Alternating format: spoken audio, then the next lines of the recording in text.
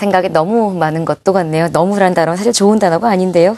우리 시장에 너무라는 단어들이 상당히 많은 여러 가지 이벤트들이 산재해 있는 것 같습니다. 과연 현재 우리 시장 리서치센터장은 어떤 생각을 하고 있을지 증권사 리서치센터장의 의견 들어보겠습니다.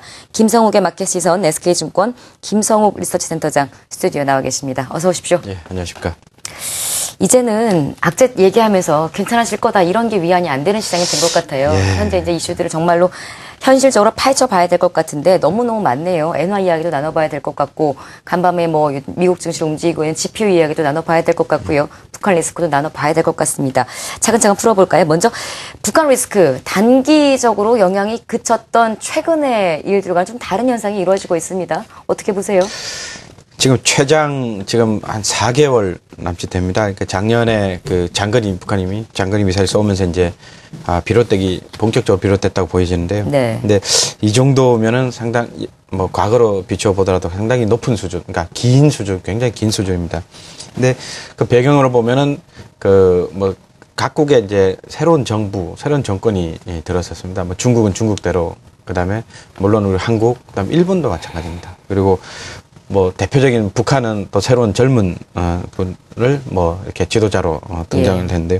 이런 식으로 이제 환경들이 굉장히 바뀌었습니다. 그런 가운데서 굉장히 서로 예민한 신경전이 벌어지는. 근데 갈수록 좀 약간 더 예민해지는, 심화되는 물리적인 부분까지도 지금 우려되는 부분입니다. 다만 뭐 과거 사례에 견줘 보면은 물리적인 힘이 세면 세질수록 또 대화의 힘도 보이지 않게 좀 세지지 않겠느냐라는 게 사실은 과거의 사례입니다. 근데 뭐 자연적으로 그렇게 될 리는 없고요. 근데 그런 노력들이 분명히 있어야 될 거라고 저는 생각을 합니다. 시장의 측면에서 보면은 지금 뭐 12개월 예상 PBR 수준 거의 1배 근처까지 내려왔습니다. 그래서 사실은 거의 이론적 수준까지 근처로 내려왔기 때문에 주가가 많이 움직이더라도 하방 경직성의 모양을 띌 것으로 예상이 됩니다. 그래서 뭐 과대낙폭의 경우는 또 매수적 관점으로 접근하는 게 사실은 뭐 그게 어제 오늘의 일은 아닙니다. 여전한 어프로치고요. 이제 단지 기간의 점에 있어서는 이제 예를 들면 뭐 4월까지 뭐 우리나라의 독수리 연습이 뭐 지속된다든지 하는 그런 부분은 또 여전히 좀 살아있는 부분이 있습니다. 그래서 뭐 적극적으로 매수라는 부분은 뭐 권장하기 힘든 부분은 사실입니다. 근데 이런 부분을 고려할 때 시점을 좀 여유를 좀 두시고 추가 하락 시 매수 관점 여전히 유효하다고 봅니다. 저점인 거에는 이견이 없어요. 그렇지만 지금은 적극적으로 매수하기에는 다소 좀 아직까지는 불확실성한 리스크들이 좀 남아있는 시장입니다. 일본 이야기 해볼까요? 일본 증시 올라가고 엔화 가치 하락하고 뭐 이런 것들 우리 시장엔 악재입니다. 어떻게 보세요? 예, 일본이 지금 어저께 나름 파격적으로 그 통화 완화 정책을 실행했습니다. 내용을 한번 좀 보시겠습니다. 그 표를 보시면은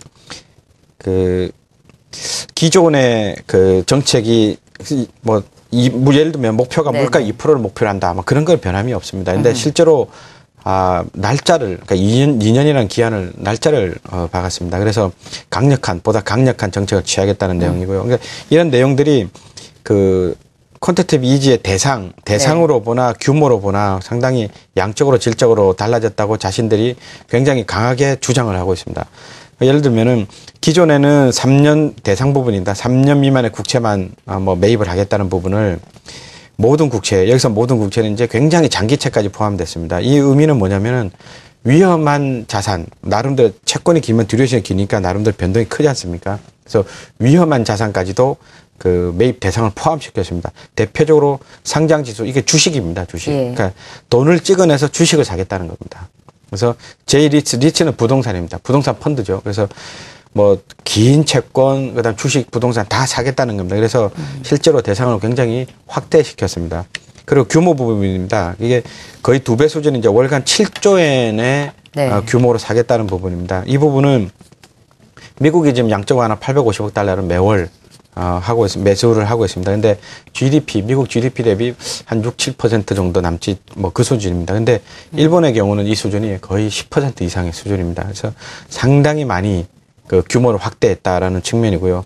그다음에 본원 통화 확대라는 의미도 굉장히 큽니다. 그래서 기존 2년 동안 가지고 있는 그 본원 통화 규모를 2배로 늘리겠다는 겁니다. 그래서 뭐 이 본원 통화 늘리는 부분은 이제 이렇게 예를 들어서 신용 창출이 얼마나 잘 되는 여하에 따라서 예. 그 나라 경제가 또는 그 경제를 살리는 그 능력 여하에 따르는데 그런 부분은 조금 시간적 여유를 좀 지켜봐야 될 부분이 있고요. 그래서 실제로 환율 부분입니다. 환율 네. 부분은 역시 그 다시 또 백엔을 향해서 트라이를 하는 거 아니겠냐는 게 시장의 컨센서스입니다. 그래서 예. 이런 부분에 대해서는 뭐 예외 없이 시장에서 다 생각을 하고 있을 겁니다.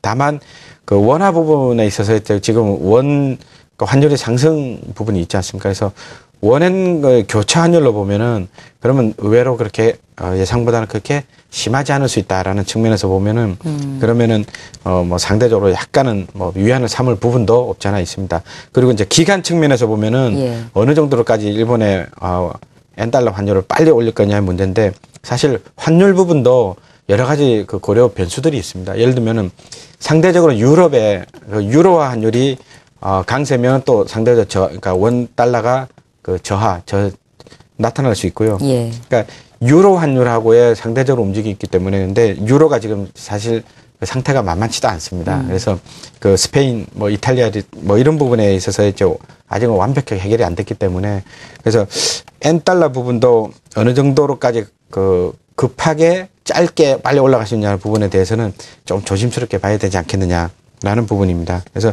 전체적으로 보면은 여전히 그 엔달러 환율이 올라가는 것에 대해서 우리나라는 뭐 당연히도 뭐 호재는 아닙니다만은 그 속도나 기간 측면에서 뭐 강도 측면에서 보면은 그 몇몇 이제 심리적으로 불안한 자동차나 몇몇 섹터 빼놓고는 아직은 뭐 타격을 심하게 입는다라고 보기에는 좀 어렵지 않겠느냐 이렇게 봅니다.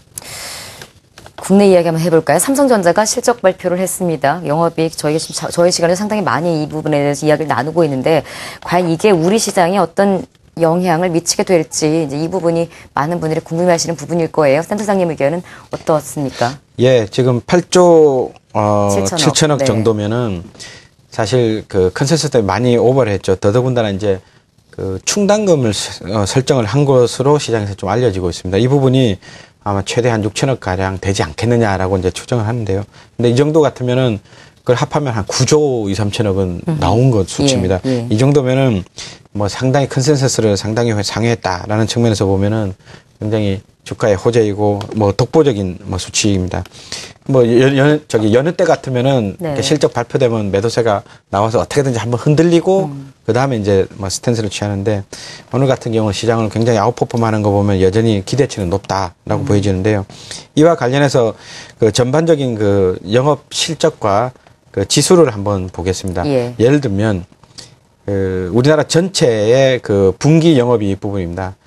여기 보시면은 맨 밑에 아래쪽에 이제 그 2013년도 1분기에 그 실적 추정치가 이렇게 나와 있습니다. 막대 그래프가 있는데요. 네. 근데 요 부분하고 이제 막 넘어온 부분인데 실제로 그 1분기 추정에 대해 추정치가 이제 완전히 나오진 않는 데이터지 않습니까? 그래서 지금 보시면은 2분기, 3분기 연이어서 계속 좋아지는 걸로 예측을 하고 있습니다. 근데 과연 모든 종목 또는 모든 섹터가 이렇게 좋아지는 걸 예측하고 있느냐라는 부분을 좀 길게 보겠습니다. 이 부분은 이제 그 우리나라 전체 코스피 200 종목의 이제 시가총액과 그러니까 시가총액은 여기 주가죠. 빨간 게 네, 주가고 네.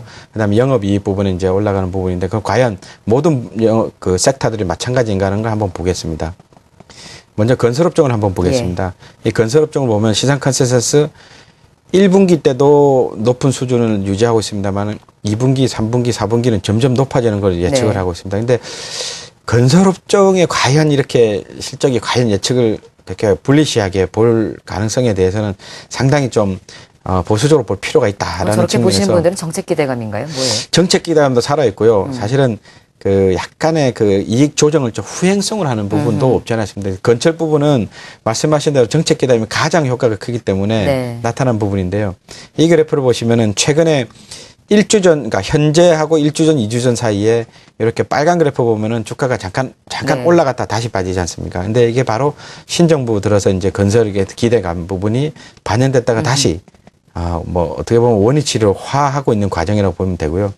연간 이익 부분 계속 하락하고 있습니다. 그러니까 추정치가. 예. 근데 살짝 뭐 횡보 정도로 나타나고 있습니다. 최근에 나타나고 있습니다만은 여전히 좀 과대평가될 가능성이 높지 않느냐라는 측면에서 좀 조심스럽게 건설업종을 접근해야 된다고 보고 있습니다. 그 화학업종 한번 보시겠습니다. 네. 지금 핫한 종목들만 제가 좀 가져왔는데요. 예.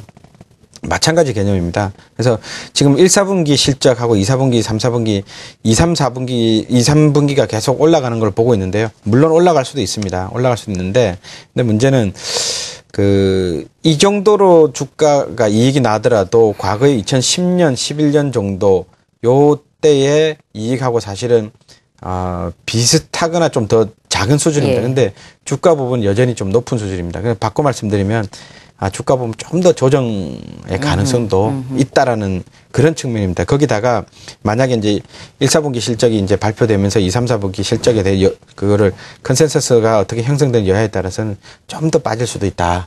라는 측면에서 이제 제가 과거 데이터를 보고 있습니다. 이건 마찬가지입니다. 데이터가 꾸준히 실적이 낮아지면서 따라가네요. 따라가고 있다. 이렇게 보시면 되겠습니다.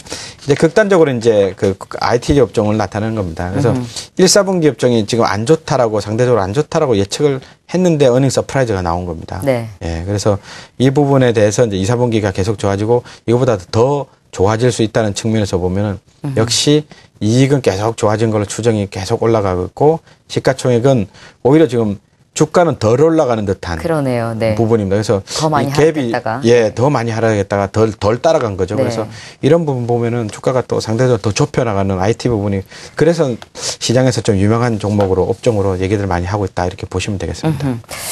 자, 국내 이슈 한번 또 좀 더 짚어볼까요? 일본인, 미국인 돈 풀고 있는데 우리나라는 뭐 하는 거냐? 이제 좀 결과가 나올 것도 같아요. 4월에 금통위가 있고 또 우리 주식시장에는 옵션 만기이라는 것도 있습니다. 우리 지금 실적 이야기하고 있는데 우리 시장에 미치는 게 국내 실적뿐만은 아니죠. 미국도 실적 발표 이제 하나 나올 거예요. 시장의 상승재료, 하락 재료들 좀 자세하게 분석해 보고 싶고요. 이럴 때 필요한 전략까지 묶어서 질문 좀 드릴게요. 예. 일단 우리 이제 금통위가 바로 있지 않습니까? 그래서 네. 그 시장 금리가 벌써 2.5% 근처입니다. 밑일 수도 있고 위들 수 있는데, 근데 지금 2.75% 감안하면 25bp 이하로 내려달라는 게 시장의 요구사항이라고 보시면 되겠습니다. 예, 그래서 그 시장에 의하면은 무조건 인하를 하는 것처럼 보이는 건 사실이고요. 예. 그래서 금리를 인하하게 되면 아무래도 주식 시장은 계속 우호적인 겁니다. 이제 이게 언제까지 더 빠질 거냐는 부분에 대해서 사실 이론의 여지가 있었습니다만은 예. 금리가 바닥권으로 가면 갈수록 주식 시장은 위험 자산으로 몰리는 현상은 가능성은 높다. 예, 그렇게 높아지고요.